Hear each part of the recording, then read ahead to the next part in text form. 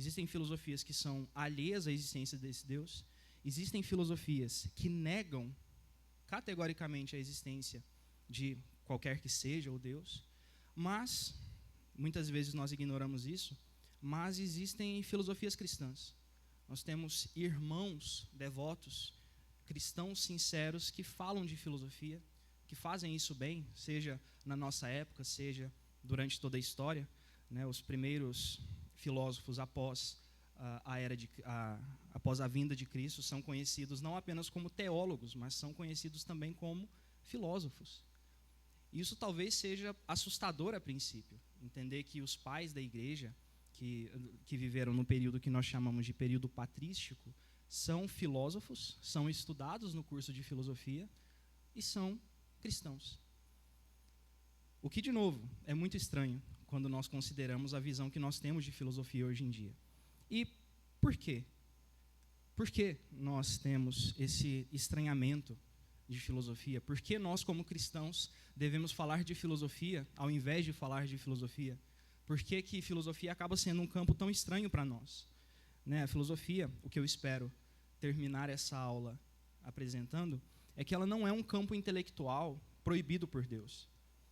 Filosofia não é aquela área de estudo estranha, perigosa para o cristão. A filosofia não é um campo que torna o cristão menos crente. Ela não é uma área que torna o cristão assustado, um cristão com medo, um cristão que tem medo de perder a sua fé.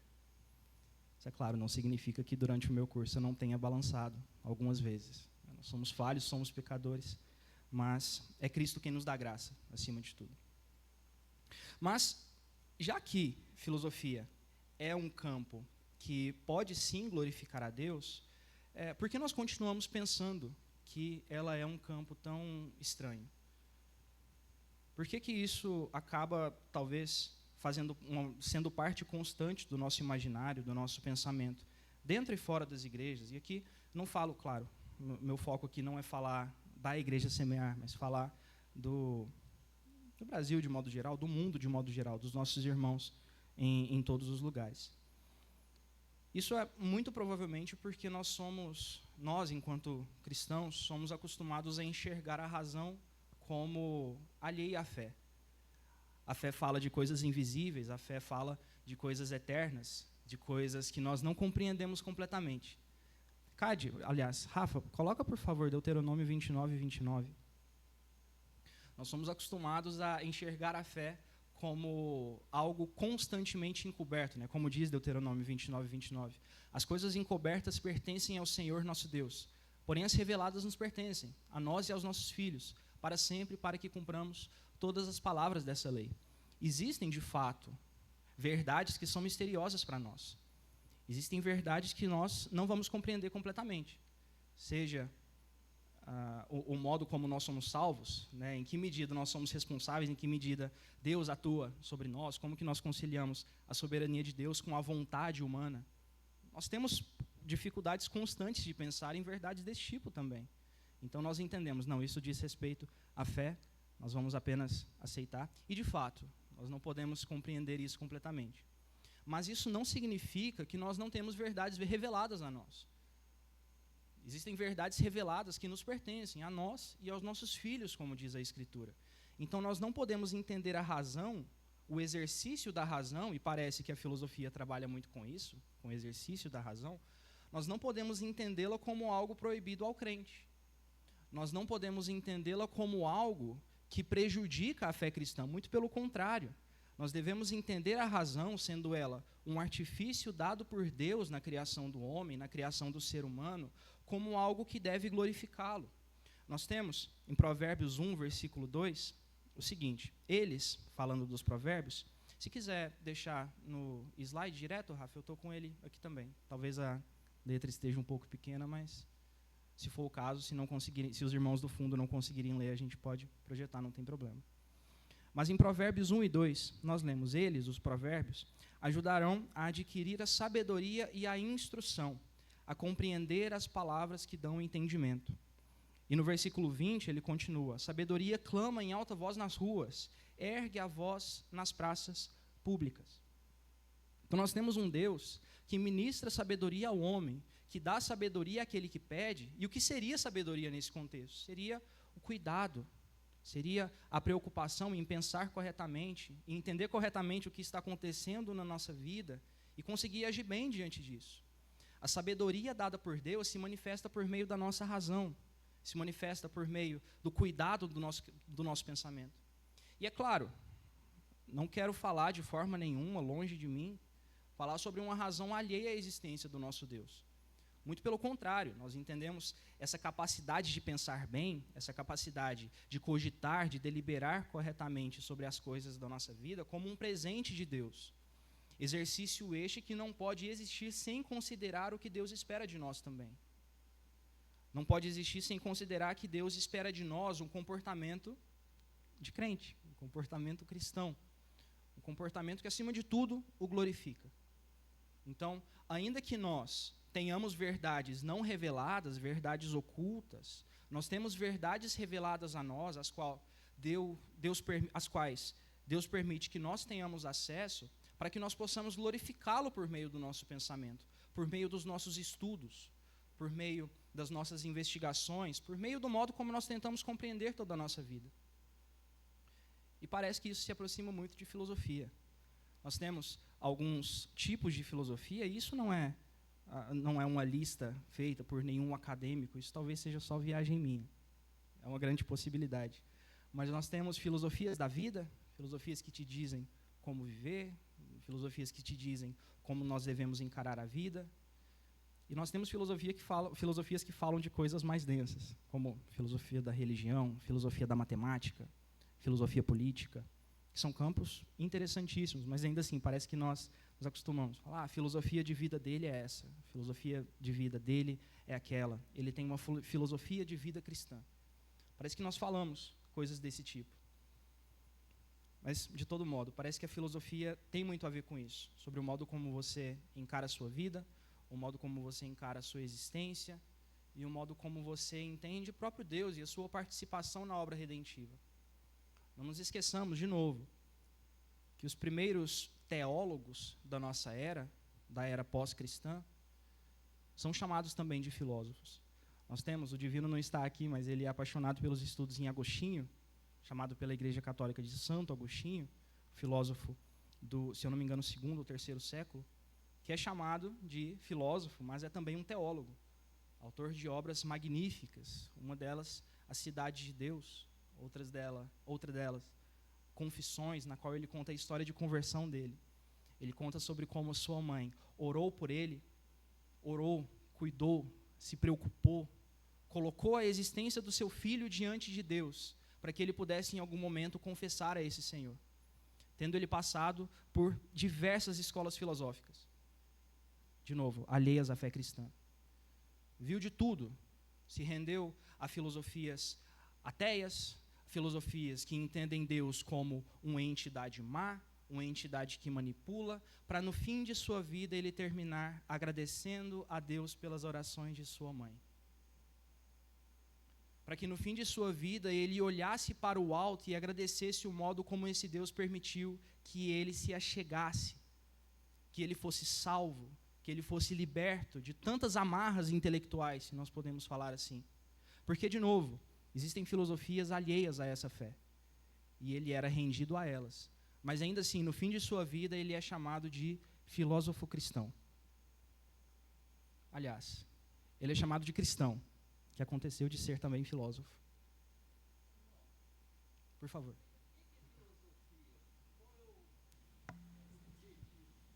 Eu chego nesse ponto em alguns instantes. Excelente pergunta. O que é filosofia? É o próximo passo que eu espero dar. Até porque se eu falo tanto de filosofia, se essa palavra é tão importante hoje, entender o que ela é parece ser muito importante também. Então, um gancho maravilhoso para a próxima tela, irmão Luiz. Muito obrigado. Eu vou antecipar o próximo slide, então, e depois eu volto por aqui. Aliás, eu vou passar por aqui e já eu respondo a sua pergunta, meu irmão. Por que nós devemos falar de filosofia? Porque nós servimos a um Deus que se revela. Nós servimos a um Deus que é soberano, que é majestoso, que é magnífico, que é em muitas medidas inexplicável, mas que permite que nós nos acheguemos a Ele. Ele permite que nós possamos compreender o que Ele espera de nós, permite que nós possamos nos achegar a Ele e conhecê-lo, amá-lo, glorificá-lo. E para glorificar algo, nós precisamos compreender, ainda que em certa medida, esse algo. Se nós esperamos glorificar a Deus, Ele se revela a nós na medida em que nós possamos nos deslumbrar, nos render a esse Deus e amá-lo de todo o nosso coração. Em Colossenses 1:27, nós lemos: a estes, aos seus salvos, Deus quis dar a conhecer a riqueza da glória deste mistério entre os gentios, que é Cristo em vocês, a esperança da glória. E ainda que existam verdades que são inexplicáveis, Deus se revela ainda assim. Nós somos acostumados a cantar, né? Dono de toda ciência, sabedoria e poder, dá-me de beber da água da fonte da vida. Antes que o haja ou houvesse, Ele já era Deus. Do crente ao ateu, ninguém explica Deus. Mas Deus se revela, Deus se permite ser conhecido. Deus se permite, claro, em certa medida, de uma forma muito específica, ser compreendido por nós. Temos acesso a esse Deus. Então, a primeira noção que eu espero que nós possamos manter em mente aqui é que quando nós falamos sobre filosofia de um olhar cristão, quando nós falamos de filosofia considerando o que Deus espera de um cristão que faz filosofia, é que Deus não dispensa o uso da nossa razão. Nós não devemos ser aqueles cristãos que se rendem ao desconhecido, que aceitam não compreender mais sobre o que Deus espera de nós, pensar mais sobre o que Deus espera de nós, pensar mais sobre a Escritura que nos foi revelada, sobre o conhecido livro de capa preta que Deus espera que nós conheçamos.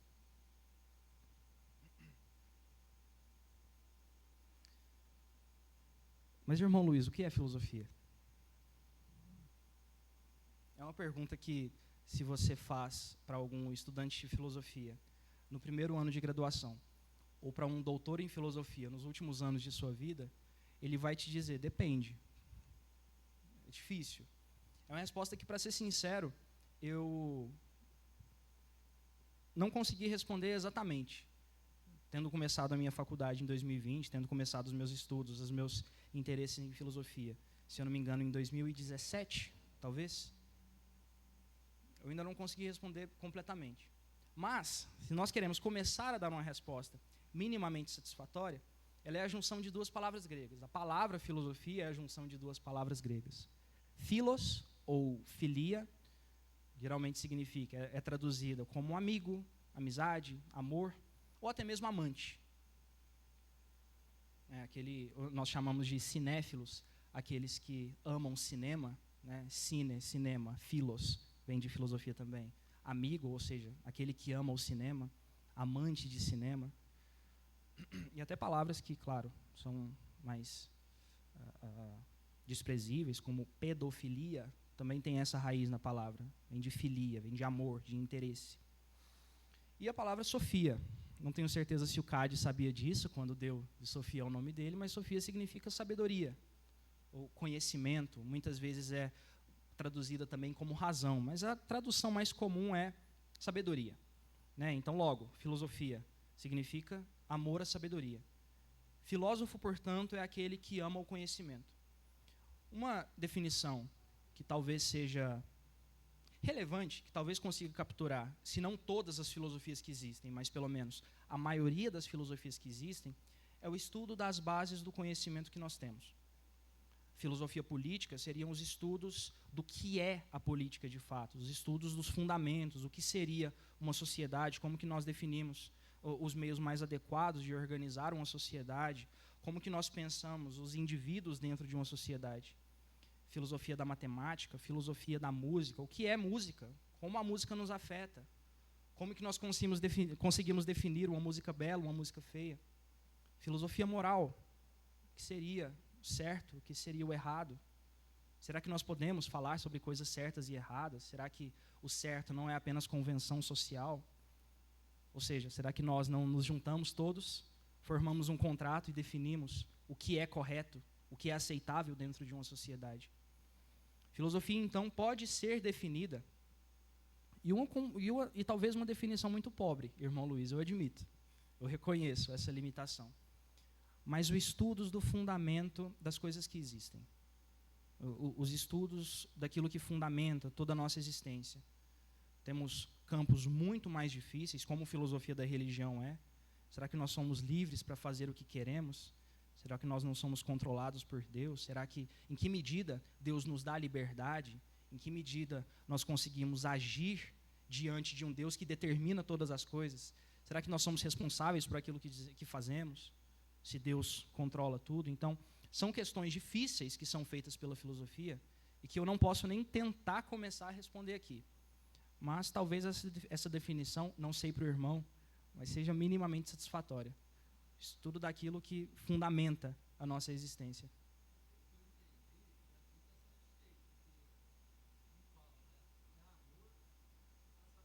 Isso. Dá para definir que todo cristão tem que ser filósofo, porque tem que amar a sabedoria e o conhecimento de Deus. O irmão vai amar o próximo slide. Sim. Vai gostar bastante. Então, deixa eu capturar isso que o senhor disse. Todo cristão deve ser filósofo. Correto?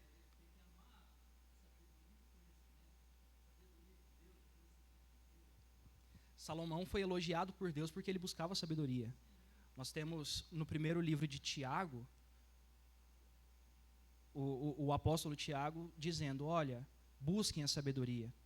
Busquem sabedoria, peçam sabedoria a Deus, sabendo que Ele dá àquele que pede.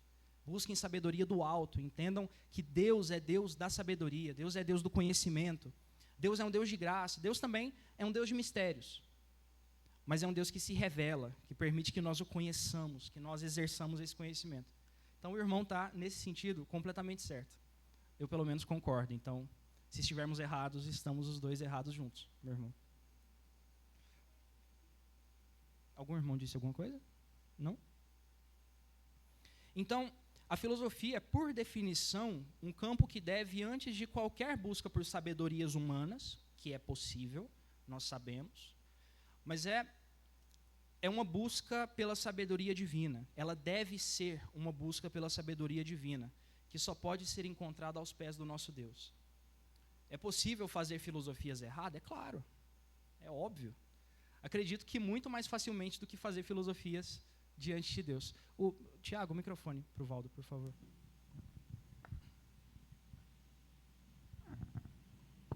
O que eu entendo na minha ignorância em elaborar uma pergunta é a filosofia em si, ela é boa. O problema não é a filosofia, e sim o homem trazer para o próprio ego e achar que Deus não existe. Perfeito. Em algumas filosofias, não são todas, né? Então a filosofia, tudo que fala aí fala de Deus, amor, sabedoria, né? Então tudo isso aí provém de Deus. O problema é o homem trazer isso para ele mesmo, né? Filosofia é muito importante, sim, né? Então Jesus foi um dos maiores filósofos que veio na Terra. Visto por muito como filósofo. Isso, exatamente. Sim. Então, assim, o problema da filosofia é a gente trazer isso aí para o nosso ego, achar que a gente sabe tudo. Foi um problema, eu também acho que foi um problema de Salomão. Salomão, por ser tão sábio, ele pecou tanto, né? Amando tantas mulheres, chegando até adorar outros deuses. Então, eu creio que ele se sentiu um deus na época dele lá, né? Então, assim, na minha ignorância, o que eu vejo da filosofia é isso. A filosofia sofre o efeito que toda a natureza sofre, que é o efeito do pecado. A filosofia tocada pelo homem, ela pode ser boa com a graça de Deus, mas tocada apenas pelo homem e não pelas mãos do nosso Senhor, ela sucumbe ao erro, ela rui em toda a sua estrutura. E, é claro, essas filosofias podem, em muita medida, serem muito atraentes. Eu preciso admitir, eu sou, como o nosso pastor diz, um miserável pecador. Reconheço as minhas limitações. E durante a minha graduação eu encontrei pensadores, eu encontrei filósofos que eu dizia, como eu vou responder isso? Fazer má filosofia, e aqui eu estou definindo má filosofia como filosofia alheia ao nosso Senhor. Filosofia sem Deus. Fazer má filosofia é difícil também. É fácil, porque descarta um elemento muito relevante, que é o nosso Senhor. Mas é também difícil porque você precisa pensar em uma existência que é fundamentada nesse Deus. Tirar o fundamento é complexo. Não apenas complexo, é absurdo. É imoral. Dispensar o Senhor de toda a sabedoria, dispensar o Senhor de toda a existência, dispensar o Senhor da filosofia. Uma filosofia sofre o efeito do pecado também. As más filosofias sofrem o efeito do pecado. E eu chamar de má filosofia uma filosofia sem Deus não significa que essas filosofias não são convincentes. Na verdade, um número assustador de colegas meus durante o curso sucumbiram também. Se depararam com muitos pensadores, se depararam talvez com pensadores como Marx, que é conhecidíssimo nos dias atuais, o que nós chamamos de marxismo, nós chamamos muito do que veio dele, né, o comunismo. São colegas meus que eram cristãos, que eram membros de igreja, atuantes, que tinham no coração um desejo de conhecer a Deus, cederam também. Porque, de novo, muitas filosofias, muitas vãs filosofias, são convincentes também. Então, esse é um cuidado que nós devemos ter. Há um tempo, eu estava assistindo a uma roda de conversa entre alguns irmãos nossos, que são mais conhecidos no meio digital, que trabalham com divulgação de teologia, e ao fim dessa conversa, um deles fez uma oração que eu nunca esqueci. Que ele disse: Senhor, eles estavam comentando de casos de irmãos que caíram, e como a queda de irmãos nossos deve trazer temor ao nosso coração. E eles disseram: Senhor, nos ajude a permanecer de pé, porque homens maiores do que nós pecaram, porque homens maiores do que nós caíram. Filósofos maiores do que nós caíram. Filósofos, talvez com um cuidado intelectual maior do que o nosso, caíram também. Então, fazer filosofia aos pés de Deus, desculpem, fazer filosofia aos pés de Deus significa não apenas falar de Deus fazendo filosofia, mas entender que tudo aquilo que nós pensarmos, toda a nossa existência deve estar diante do Deus da filosofia, do Deus da sabedoria. Fazer filosofia diante de Deus é reconhecer que em algum momento nós vamos nos deparar com alguma coisa que nós não entendemos, como a noção de liberdade que eu disse agora há pouco. Em que medida nós somos livres diante de um Deus que é soberano? Muitas vezes nós não vamos conseguir explicar muitas coisas. Por favor, Tiago. Tem uma coisa interessante que é uma linha paralela que nunca vai se cruzar, realmente. Porque um quer defender somente a questão da racionalidade, da razão, que é o homem, e eu vejo isso como muito mais uma insegurança de colocar na mão de um Deus que não é visível para dar razão à teoria dele, né? E a gente vê até próprios filósofos também que contradizem uns com os outros, porque a gente pode pegar um paralelo aí entre Heráclito e Parmênides, que são duas coisas ali diferentes, mas explicando quase a mesma coisa. Então, nesse texto está claro, Colossenses, tudo aquilo que eles possam vir a defender está embasado numa liberação do próprio Deus para que eles conhecessem aquilo. Então, o que eu acho é que eles se fundamentam muito mais naquilo que querem defender a não existência de Deus, porque, em contraponto, se eles estivessem realmente lendo a Bíblia, lendo alguma coisa assim baseada nessa existência, eles poderiam defender muito mais veementemente isso. A gente pode colocar uma questão contemporânea também, que pode ser enquadrada um pouco como filósofo, que é C.S. Lewis também, por tudo que ele faz. Então, é essa questão da dedicação. O que eu estou me dedicando é aquilo que realmente eu vou defender. Onde está o meu coração? Onde eu coloco o meu tesouro, onde eu coloco o meu Senhor. Eu acho interessantíssimo, ao mesmo tempo que nós temos um número assustador de irmãos nossos que, ao se depararem com a filosofia, caíram, nós temos também um número positivamente assustador de ateus que, quando se depararam com a filosofia, se renderam ao Senhor. Existe uma oração, eu falando de mais uma oração que eu vi recentemente, de um doutor em filosofia dos nossos tempos, um dos nossos irmãos em Cristo, pastor batista, chamado Jonas Madureira, que perguntaram para ele, falou: pastor, ele é doutor em teologia, né? Então, pastor, eu estou com tantas perguntas, eu estou com tantas dúvidas e eu estou com medo de cair, o que eu faço? E ele disse: ore a Deus e peça para que Ele use as suas dúvidas como culto a Ele. Se você está com dúvida, significa que você reconheceu que você é pequeno o suficiente para reconhecer que você não entende tudo. Se você está com dúvidas quando se depara, não apenas com filosofia, mas com qualquer área de estudo, significa que você está entendendo um Deus, aliás, significa que você está entendendo, aceitando um Deus que é maior do que você. Um Deus que é onisciente, um Deus que sabe todas as coisas diferente de você.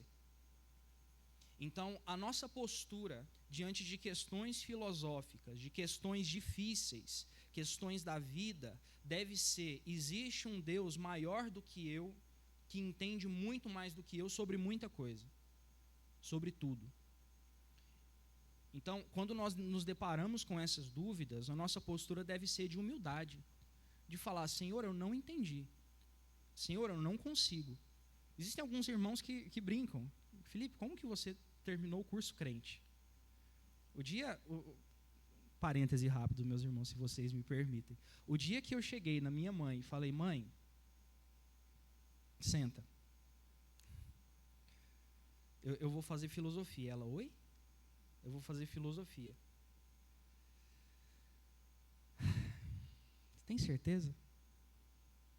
O dia que meu pai foi comigo levar os documentos para a UFO, e ele falou: tá, cuidado. E de novo: você tem certeza? Porque parece ser um campo tão espinhoso, parece ser um campo que lida com coisas tão complicadas, tão assustadoras, tão truncadas. Desculpa? Eu diria que é o fruto do Éden lá, que você come e aí você resolve. Ele era muito atraente. A minha filha, a Laís, queria fazer filosofia, deu uma surra, está fazendo direito, graças a Deus. O que eu tive de parentes dizendo: Felipe, mas direito é tão legal. E é razoável que nós tenhamos essa preocupação.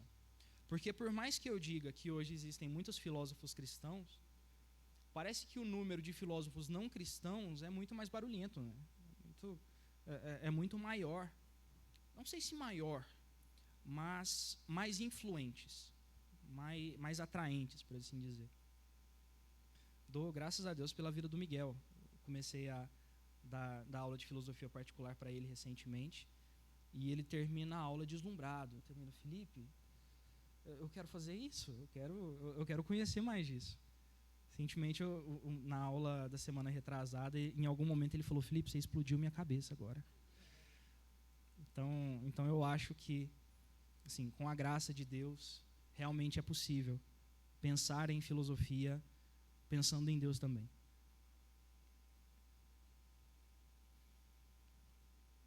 Eu falei agora há pouco de Agostinho, e ele escreveu uma obra que é pequena, mais ou menos desse tamanho, mais de 1000 páginas, dizendo: se a sabedoria é Deus. E aqui eu preciso que os irmãos acompanhem uma linha de raciocínio um pouco chata. Às vezes eu viajo um pouco, mas os irmãos vão me acompanhar. Se a sabedoria é Deus, que fez todas as coisas, diz Agostinho, como é atestado pela autoridade e a verdade divinas, então o filósofo é um amante de Deus, como disse o nosso irmão Luiz, agora há pouco. Filosofia é amor à sabedoria. Nós sabemos que Deus é Deus da sabedoria. É Deus quem dá a sabedoria. Deus é a própria sabedoria. Então, dizer que o filósofo ama a sabedoria deve significar que o filósofo, antes de tudo, ama a Deus. O filósofo ama a sabedoria. O verdadeiro filósofo ama o Senhor da sabedoria. E, Felipe, se filosofia é amar a sabedoria e Deus é a sabedoria, então por que todo filósofo não é crente? Fruto do Éden. Fruto de uma razão que tenta entender apenas aquilo que toca, apenas aquilo que vê, apenas aquilo que sente. Fruto de uma razão que tenta entender o mundo sem o Senhor desse mundo. Fruto de uma razão que vê no fruto do Éden a libertação, ao invés do castigo. Então, o verdadeiro filósofo ama a Deus e encontra nele a fonte de toda a sabedoria. Que mesmo quando se depara com as dúvidas, como nós dissemos agora há pouco, ele dedica a Deus toda a sua razão, entendendo: o Senhor me deu até uma quantidade interessante de inteligência, mas ela não é completa, ela também foi tocada pelo pecado, então eu não vou conseguir entender todas as coisas. Existem verdades ou existem questões com as quais eu vou me deparar que eu não vou compreender. Então, se no seu propósito para mim não estiver compreender, permita que por meio dessas dúvidas eu também o ame. Permita que por meio dessas dúvidas eu também o siga, eu também me renda ao Senhor, me renda aos seus pés e entenda que de fato o Senhor é maior do que eu.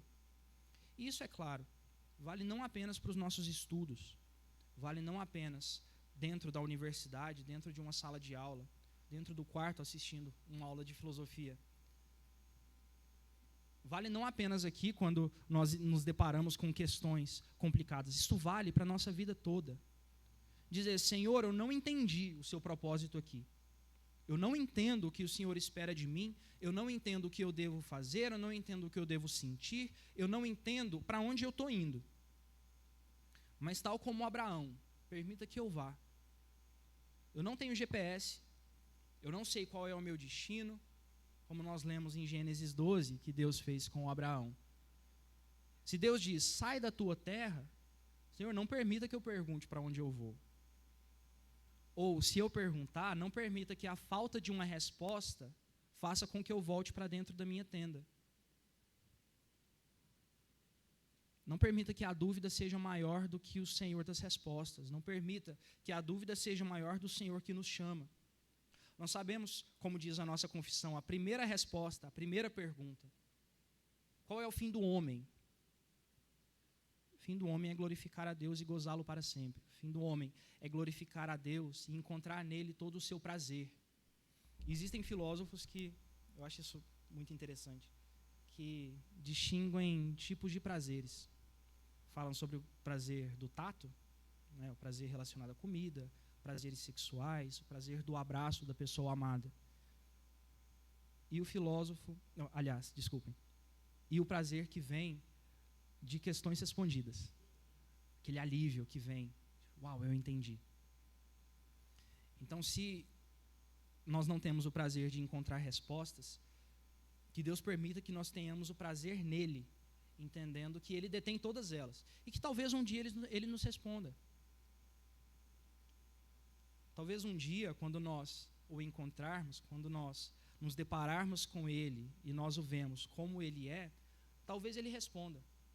Mas nós não devemos colocar a nossa esperança nisso. Nós precisamos nos recordar do caso de Jó, que passou o livro inteiro lamentando, sofrendo, chorando, perguntando, Deus, por quê? E ao fim do livro, Jó não teve uma resposta. Ao fim da narrativa de Jó, capítulo, se eu não me engano, 42, a resposta que Jó recebeu não foi essa, não foi, isso aconteceu, os meus filhos morreram, eu perdi tudo por causa disso. A resposta de Jó não foi essa. A resposta de Jó foi ver a Deus. E isso bastou. A satisfação que Jó encontrou ao fim do seu livro, após capítulos e capítulos de lamento, não foi um tratado sobre a natureza humana, não foi um tratado sobre as razões pelo nosso sofrimento, não foi um tratado do porquê as coisas acontecem como acontecem. Foi ver a Deus. E ao encontrar o seu Senhor, ao encontrar o seu Redentor, suas questões foram saciadas, porque as respostas já não importavam. Ver a Deus faz com que o nosso coração se aqueça diante das perguntas que antes existiam. Ver a Deus é a resposta. Encontrar o Senhor é a resposta. Resposta é essa que talvez não venha de filosofias, talvez não venha de tratados de Agostinho, talvez não venham de tratados de Aristóteles, de textos de Platão. Deus é o nosso tratado. Contemplar o nosso Senhor é o nosso tratado. E a nossa esperança não é em algum dia fazer uma assembleia com Deus e elencar as perguntas mais feitas durante a existência humana. Nossa esperança não é fazer isso. Nossa esperança é passar o rio. Nossa esperança é encontrar o nosso Deus e ter as nossas lágrimas enxugadas. Lágrimas que talvez vieram de perguntas feitas. Senhor, por quê? Senhor, como? Senhor, quando? falar que Deus é Senhor da filosofia significa falar que Deus é Senhor da sabedoria. E Ele é a fonte da sabedoria que nós temos. Então quer dizer que a fonte é mais pura do que a nossa, do que aquilo que nós compreendemos. Precisamos nos lembrar de Romanos 11:36, reconhecendo que a glória não está em respostas dadas, mas está em Cristo, quando Ele diz: porque dele, por meio dele e para Ele são todas as coisas. A Ele seja a glória para sempre. Amém.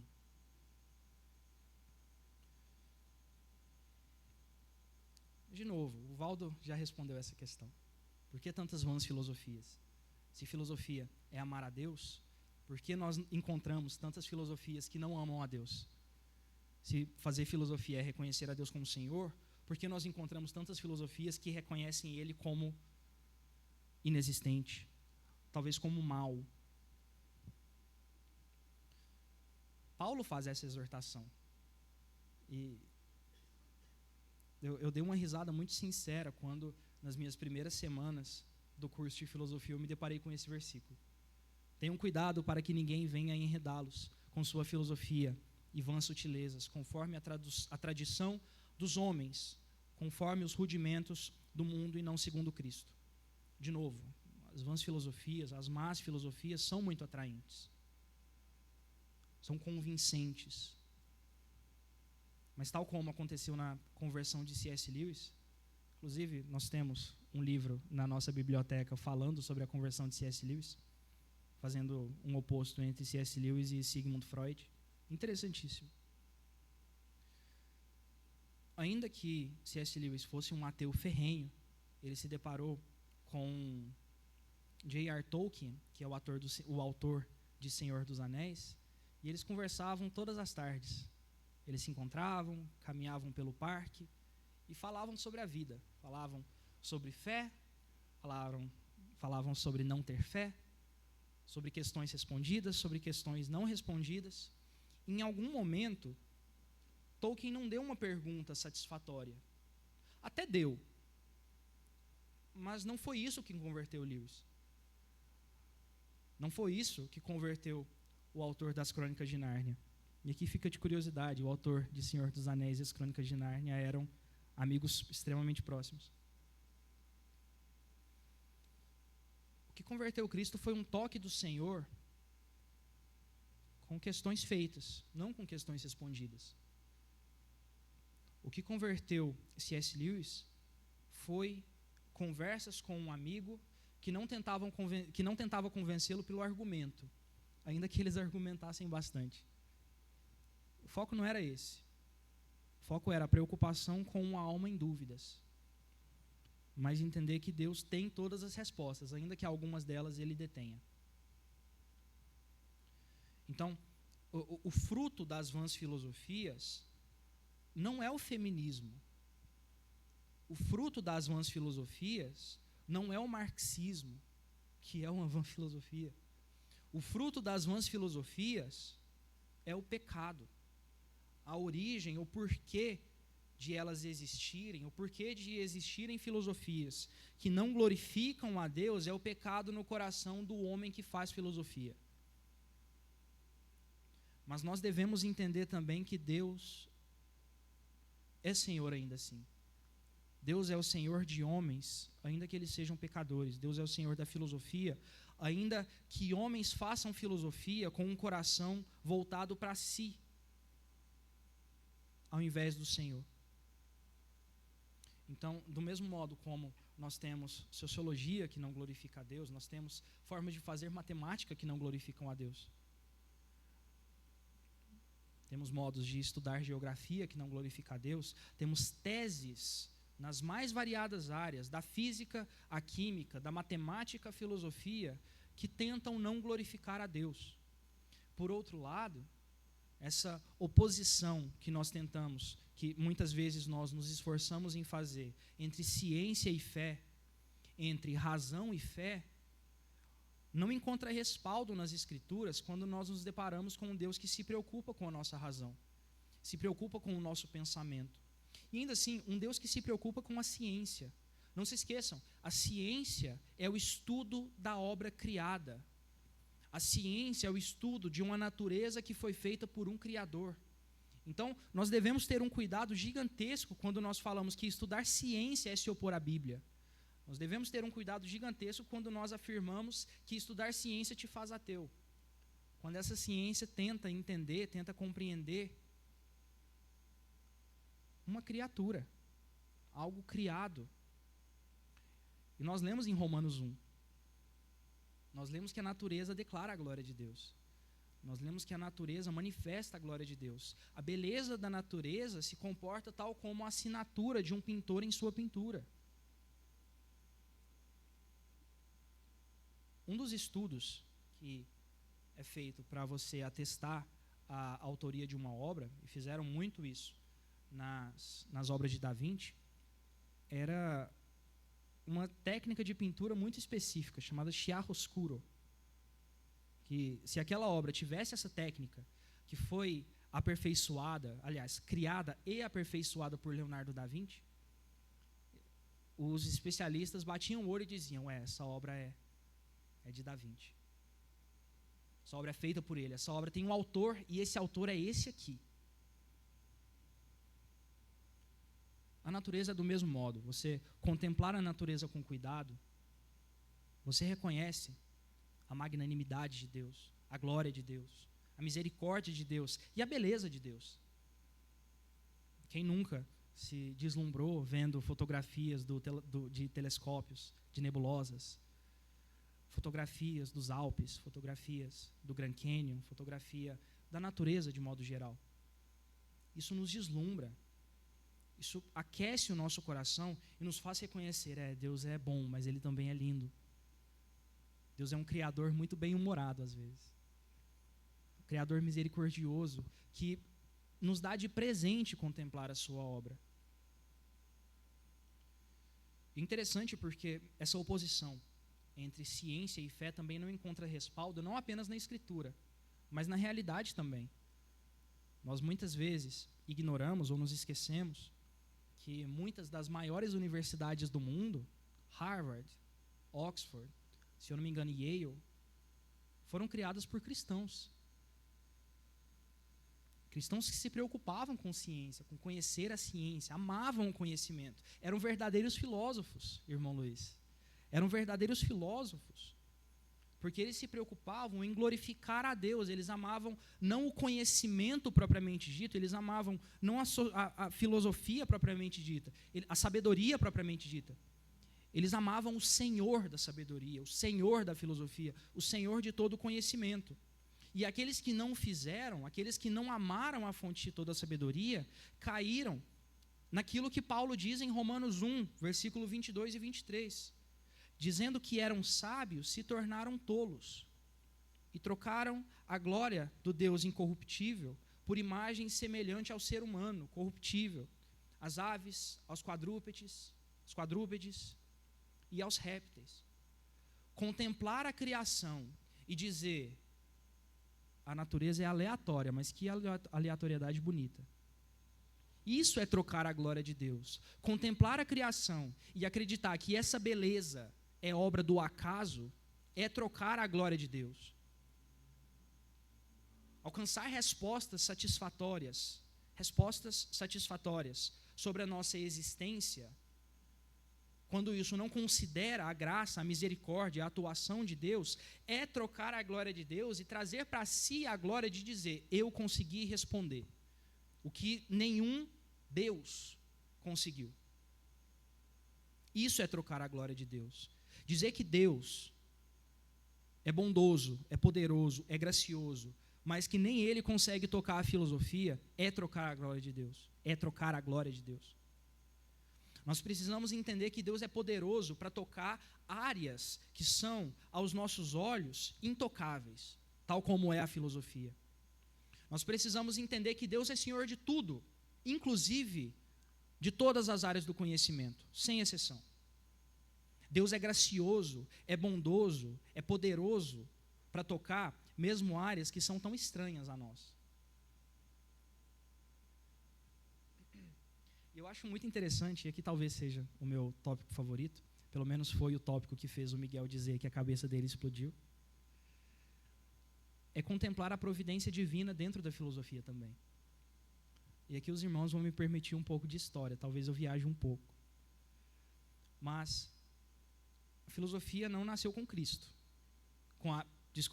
Filosofia não nasceu com a encarnação de Cristo, com a vinda de Cristo. A filosofia começou muito antes de Cristo se encarnar. E muito antes de filósofos que são chamados de primeiros filósofos. Curioso, mas isso é detalhe. Alguns dos primeiros filósofos que viveram ali no século VII, século VI, antes de Cristo, tinham um conceito. Aliás, Tiago, inclusive Parmênides também. Tinham um conceito que era o logos, que era um conceito que é traduzido geralmente por palavra, verbo. Em alguns cenários, ainda que sejam muito incomuns, como discurso, explicação, ou até razão. Era um conceito que eles usavam que se assemelha muito às leis da natureza que nós temos hoje em dia, o que nós chamamos de leis da física. Era um elemento, alguma coisa difícil de explicar, que sustentava todas as coisas, que sustentava toda a existência, que permitia que o mundo não ruísse, que o mundo não entrasse em colapso. Um dos filósofos que mais desenvolveu esse conceito é chamado de Heráclito. Alguns aqui já se depararam com aquela frase: um homem não pode entrar 2 vezes no mesmo rio, que na segunda vez que entrar, tanto o rio quanto o homem já serão outros. Heráclito acreditava que tudo mudava constantemente, que o Felipe do começo dessa aula já não é o Felipe que está falando nesse exato momento, que o Roger que estava cantando agora há pouco não é o mesmo Roger que está ali sentado a todo momento. Ele acreditava que tudo mudava constantemente. E quando nós dizemos que as coisas mudam sem parar, nós temos uma dificuldade muito grande em conhecer essas coisas. Até porque, se eu tiro uma foto do Tiago e digo, eu vou estudar quem é esse cara, eu vou estudar essa pessoa aqui, eu alcanço conclusões sobre aquela pessoa da fotografia que eu tirei, mas o Tiago agora, pós-fotografia, já é outro. É estranho, eu sei. É esquisito, eu sei. Mas o ponto é, Heráclito dizia isso. E não apenas nós não podemos conhecer as coisas em um mundo que muda constantemente, mas nós não conseguimos, aliás, esse mundo não pode existir se ele muda constantemente. O que impede que esse mundo que muda colapse, entra em ruína, é esse logos, que permite que toda mudança respeite uma razão. Toda mudança respeite certos princípios, certas leis que são manifestas nesse logos. Então, o logos era esse elemento que impedia que o mundo entrasse em colapso, era esse elemento que permitia que o mundo existisse.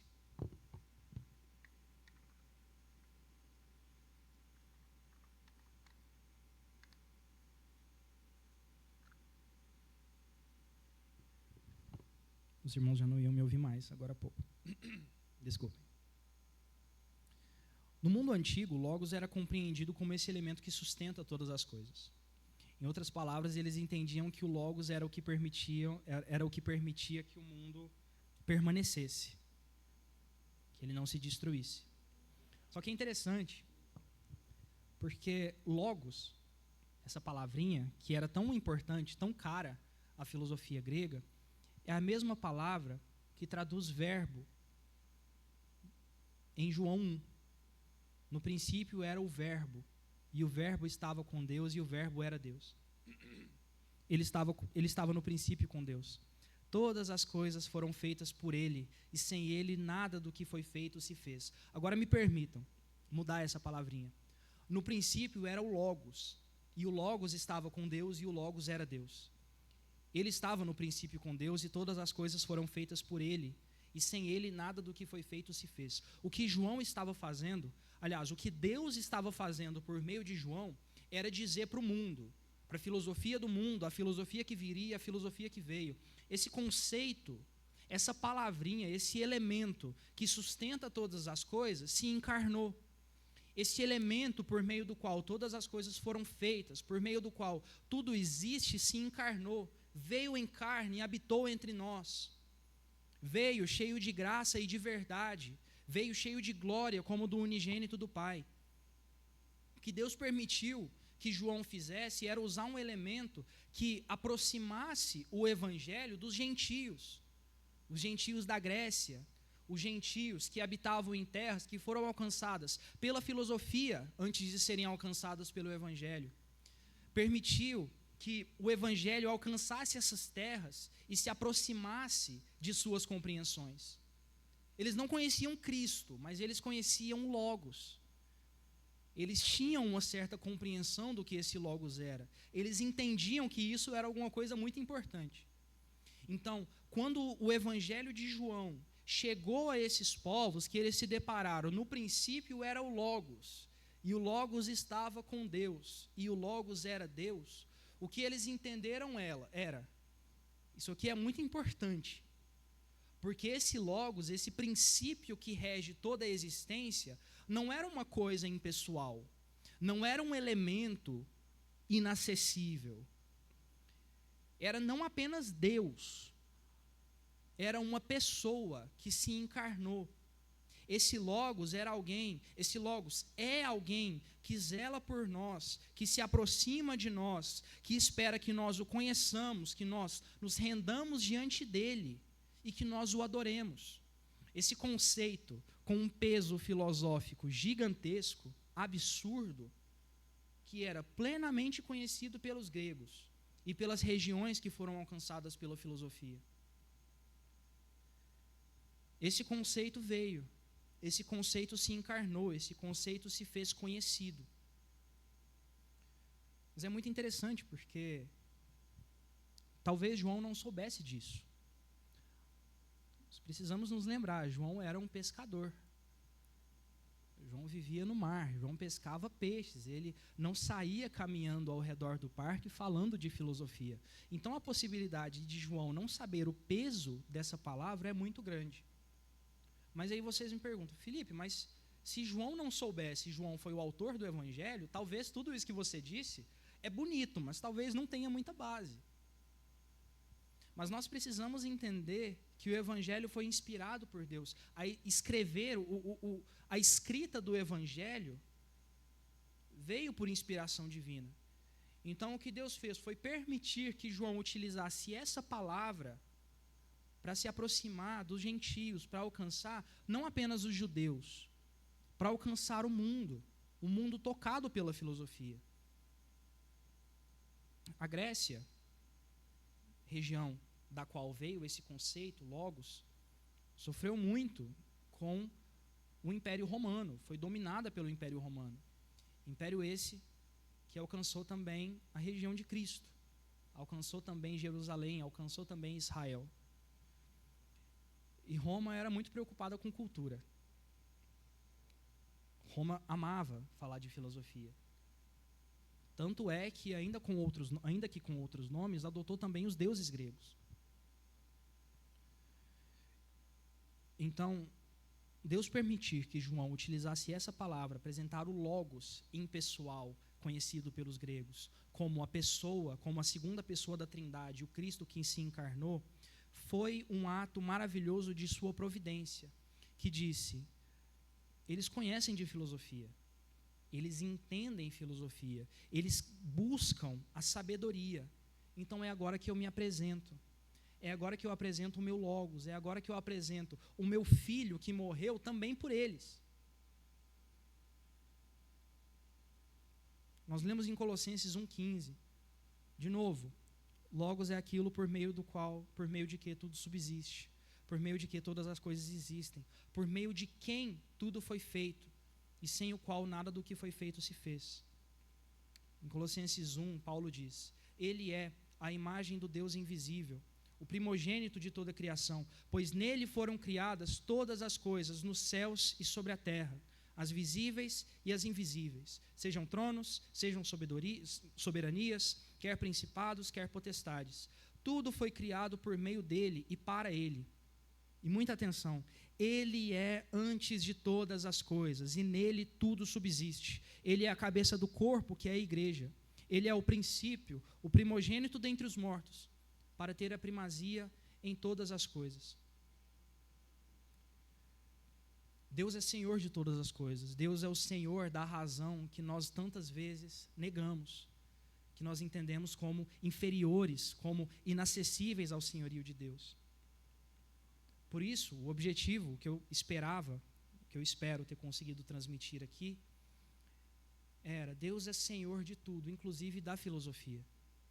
Filosofia não é um campo inacessível, não é um campo intocado, não é um campo tão recheado de pecado que nem mesmo Deus pode salvá-lo. Filosofia glorifica a Deus quando feita aos pés desse Deus. Filosofia glorifica ao Senhor quando o reconhece como maior do que ela.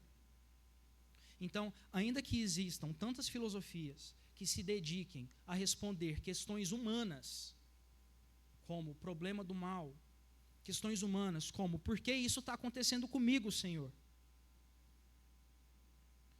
Quando nós nos deparamos com essas filosofias que negam a existência desse Deus, nós devemos reconhecer que a filosofia foi utilizada por Deus para manifestar o seu nome também. A vinda do Logos, conceito este que teve sua origem 500 anos antes da encarnação, mas que nesses 500 anos foi plenamente conhecido por aquela região, foi então manifesto, foi então encarnado. Deus usou a filosofia para glorificar o seu nome. Deus usou a filosofia para apresentar conceitos obscuros ainda, desconhecidos até então, em uma zona cinzenta, para que em Cristo tudo se revelasse, para que em Cristo tudo fosse plenamente conhecido, para que tudo fosse plenamente entendido pelos que eram seus, sejam de Jerusalém, sejam da Judéia, sejam de Samaria, sejam dos confins da terra. Confins esses que talvez sejam tocados antes pela filosofia, mas que, acima de tudo, são tocados por Deus também. Irmão Luiz? Não, Márcio, desculpa. Esse microfone aqui não é uma ferramenta que me ajuda, não. Acostumado com isso, não. Mas, assim, você sabe, né, que eu viajo e gosto de ouvir muito dessa aí. Eu até achei você corajoso falar aqui, viu? Eu estou tremendo. Eu acho assim. Mas, assim, eu vejo, você falou atrás que tem filosofia que não glorifica a Deus, né, que seria, teoricamente, do mal. Uhum. Também tem igreja que não glorifica a Deus, né? Sim. Então, eu vejo assim, tem uma restrição muito grande essa questão de buscar a sabedoria, o conhecimento, dentro das igrejas, discutir mais profundamente certos assuntos, né? E aí fica um campo aberto para aproveitadores, né, que detêm um pouco mais de conhecimento, e aí levam multidões, e às vezes leva até à morte, várias nações, por causa disso, que a gente não quer discutir mais a fundo isso, né? Parece que a gente tem medo de perder a fé nessa daí. Quando eu estou falando, eu vou estudar filosofia, chega lá, daqui 3 anos, eu não sou mais crente, né? Então, assim, a gente esquece a razão da nossa fé. A gente foi comprado pelo sangue de Jesus, a gente foi chamado, a gente foi predestinado, né? Se a gente se perder, sinceramente, a nossa fé não era fé, né? Não era fé, né? Então, eu vejo bem isso aí. Então, acho que buscar o conhecimento, né? Salomão, lá atrás, foi um filósofo, né? Eu acho que cada um de nós é um filósofo também, né? Sempre tem a nossa verdade. A gente acha que tem, né? A gente quer colocar aquilo, mesmo quando a gente fala: não, o outro sabe mais do que eu já estou falando, né? Eu sou mais humilde do que ele, né? Então, nós somos os filósofos também, né? Cada um de nós. Perfeito. Mas a busca do conhecimento, né? A razão da nossa fé, e isso eu acho assim fundamental para nós, né? Entender cada assunto, até mesmo as questões mais delicadas, né? Que envolve a fé, a vida, né? Cada detalhe, né? Sempre a gente vai nos deparar com essas coisas, né? Questão família, aí vem várias questões aí dentro, né, disso, né? Questões políticas, pensamentos, né? Então, entra tudo isso. Então, a gente precisa aprofundar mais o nosso conhecimento bíblico e também até ver o que acontece fora disso, né? O que as outras levou as pessoas a pensarem assim, né? Eu acho isso interessante, né? Quando a gente conversa com outras pessoas, até mesmo eu tenho paciência de conversar 2 horas com o Espírito e eu ouvir tudo dele. Fico 4 horas conversando com um pastor ou outra pessoa também.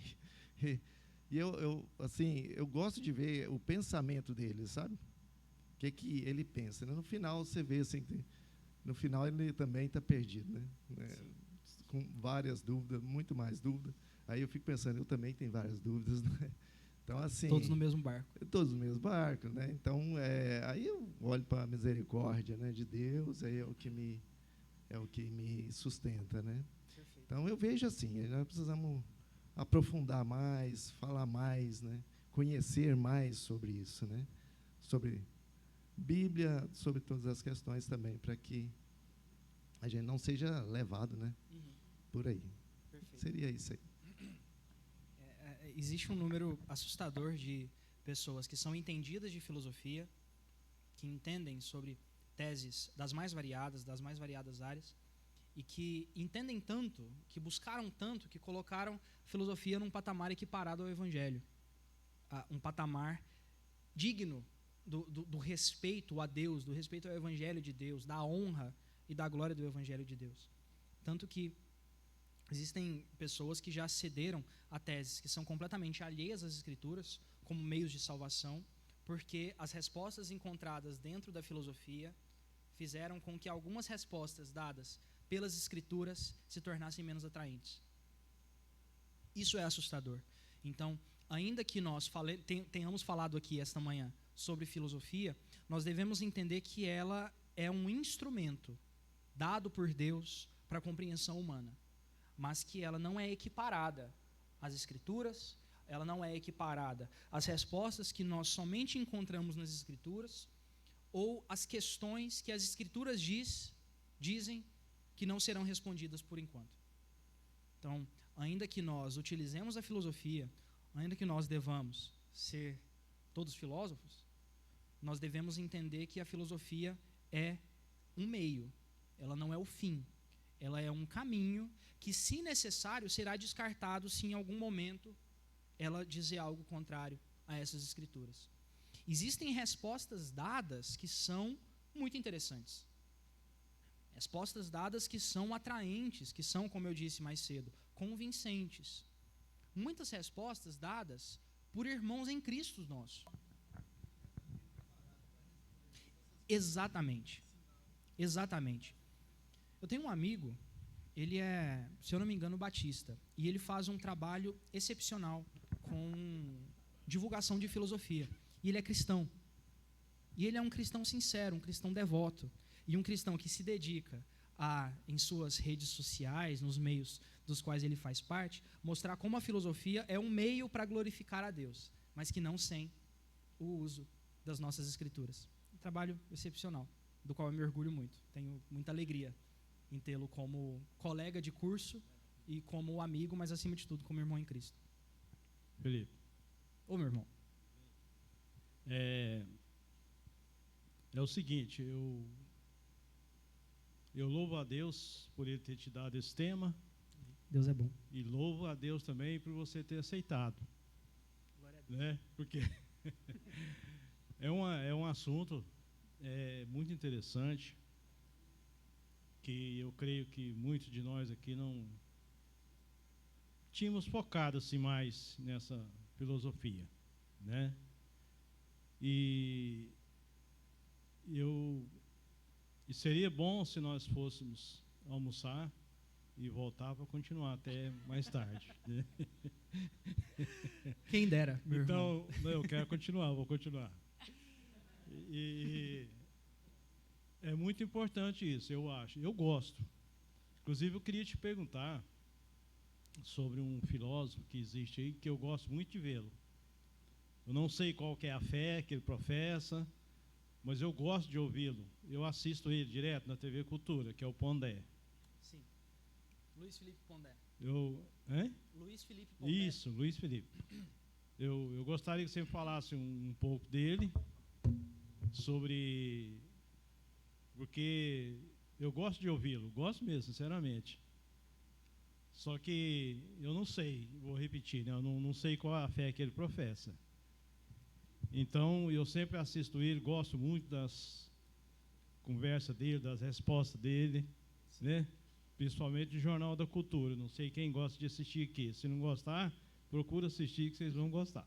Se não gostar, goste. Comece a gostar. Passa a gostar. Então, voltando ao tema, eu te parabenizo. Glória a Deus, meu irmão. Primeiramente a Deus, depois a você por ter aceitado. Glória a Deus. Né?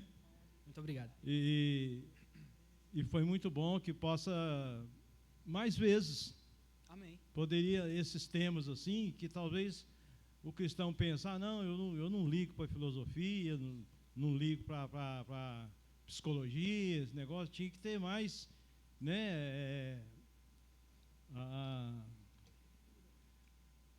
a irmã aqui, a psicóloga aqui, né, mais assuntos assim, para a igreja aprender mais um pouco sobre... Entender que Deus Não? é Deus de todos esses assuntos. Isso, para ver onde Deus, né, opera ali naquele assunto. Amém? Perfeito, com a graça de Deus.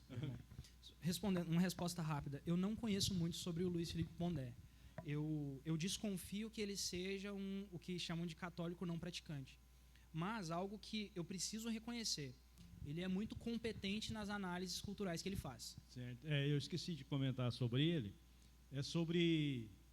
Em todas as conversas dele, ele coloca Deus. Ele cita versículos, tudo, né? Essas coisas assim. Você fica assim... Eu vou falar assim que você não fica impressionado, porque a gente já conhece a palavra, mas o modo que ele explica é algo assim maravilhoso. Perfeito. Tá? Amém. Ateu não praticante. Essa é boa. Aquele ateu que quer ser crente. tá quase ali. Eu conheço muito pouco sobre ele, meu irmão. Muito pouco mesmo. Mas o pouco contato que eu tive com ele foi bastante relevante e bastante edificante no modo como eu enxergo o mundo. Mas não em aspectos religiosos, não em aspectos de fé, porque eu ouvi ele falando muito pouco sobre isso. Há muito tempo, na verdade, eu não ouvia falar sobre ele, mas eu me disponho a procurar um pouco mais nos próximos dias para sentar para um café com o irmão. Amém? Meus irmãos, eu agradeço pelo tempo, agradeço por não terem virado os olhos enquanto eu falava de um tema que poderia soar tão estranho, mas que, para a graça de Deus, também é usado para glorificar o seu nome. Que Deus abençoe a sua igreja. Peço que os irmãos fiquem de pé para a gente fazer uma oração.